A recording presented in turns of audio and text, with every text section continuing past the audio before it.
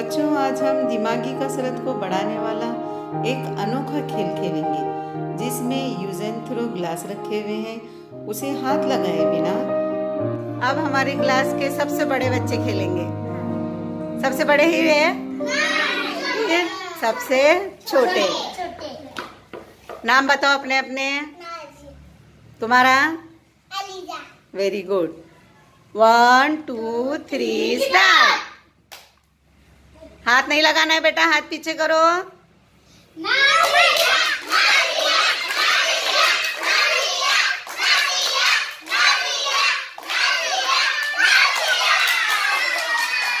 Very good, very good. ELISA भले ही देर से डाले लेकिन बराबर सही तरीके से खेले। Very good. अब ये है हमारी क्लास के सबसे सबसे छोटे बच्चे। नाम बताओ तुम्हारा। तुम्हारा? गेम समझ में है तुमको? हाथ पीछे करो, हाथ पीछे बांधो। 1 2 3 start. Very good, very good, very good.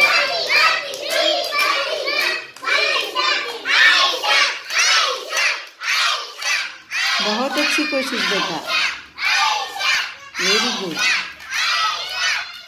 हाथ नहीं लगाना है बेटा।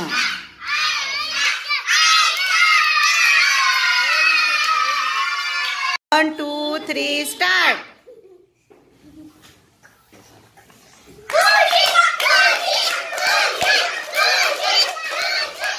बहुत अच्छे, बड़ी चालाकी से खेल रहे हैं।